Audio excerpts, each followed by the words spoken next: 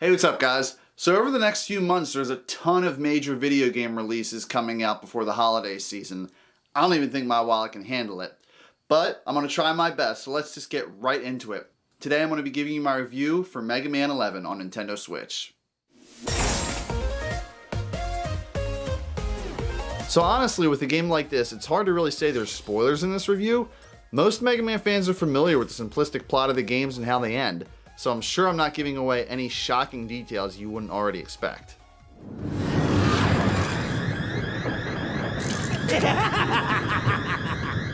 As I mentioned earlier, the plot is pretty simplistic and centers around the evil scientist Dr. Wily. Back when he was at Robot University, he was pitching a creation of his to Dr. Light, the double gear system. A device that dramatically increases the abilities of the robots, but research on the system was stopped due to the danger caused by pushing the robots beyond their limitations, thus giving us a little bit more backstory as to why Dr. Light and Dr. Wily don't really see eye to eye anymore. Earthquake! What on earth? Whoa! Otto! Hurry to me! Splendid to see you again, Light. So in present day, Dr. Wily steals 8 of Dr. Light's robots and increases their abilities to help him conquer the world. So what will Dr. Light do now? Lucky for him, he kept a prototype of the double gear system from Wily years ago and uses it to give Mega Man an upgrade. And from here, the Blue Bomber's latest adventure begins.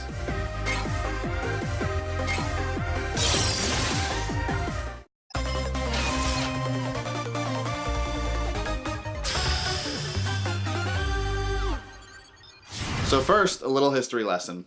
Fans have a love-hate relationship with Capcom right now. After games like Mega Man Legends 3 and Mega Man Universe were canceled, fans of this franchise were starting to lose hope.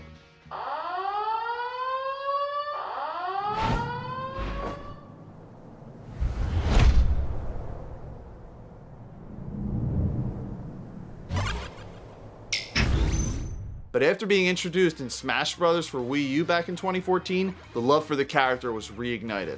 But people wanted more, and for some fans, games like Mighty Gunvolt Burst were enough for them. Other games tried to be a spiritual successor to the franchise, but failed miserably. Finally, to fans' surprise, in December of 2017, all that changed. So aside from the 2.5D updated graphics, this game still stays true to everything that made the Mega Man franchise great. Powers like the Rush Coil and Rush Jet return and are better than ever. With just the push of the A button or X button, players can now summon Rush without having to pause the game and go through the menu. The game's controls feel really tight and there's no floatiness to the character like in other games. Another neat addition is similar to games like the new Spider-Man or GTA 5, this game has a weapon wheel to choose from. I honestly didn't use this much, but it's a neat addition if you can master it. You can also hit ZL and ZR to cycle through your powers. Other elements that make their way back are the classic slide and charge moves. And what Mega Man game wouldn't be complete without an underwater section? The biggest addition to this game is the double gear system. Like I said before, this new mechanic lets players choose between 2 different ways to supercharge Mega Man. One slows down time, and the other supercharges your Mega Buster or any Robot Master's powers you own for a limited period of time. Other options are going to Dr. Light's shop and equipping power-ups. These can really turn the tide of any level you're playing. Some reduce your double gear recharge time, others reduce the amount of knockback you receive from enemies, and there's about a dozen more to choose from too. So, what would a Mega Man game be without its enemies and bosses? Enemies from previous games are thrown into this new world, bringing back a lot of similar mechanics from the original series. Certain enemies like Sniper Joe have a new mechanic that I discovered by accident. If you charge your blaster and make contact with their shield, the shield gets knocked back, leaving him open for an attack for a few seconds. I'm not gonna lie, Robot Masters are tough in this game.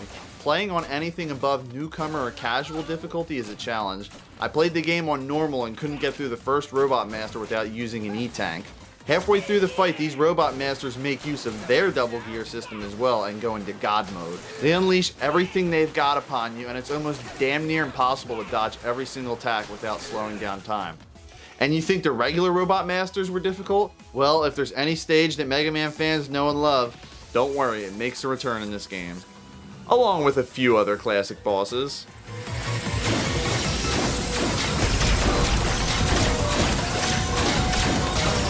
Now I want to dive into the replayability of this game after you've beaten it for the first time. You can always choose a harder difficulty to really challenge yourself, or save up money to unlock certain power-ups such as unlimited double gear power or unlimited health.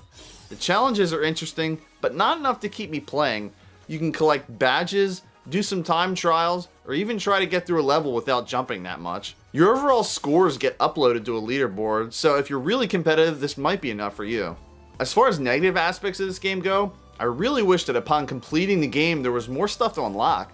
Maybe bonus levels or classic Megaman boss fights from previous games.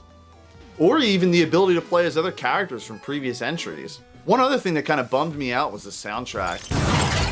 Ready!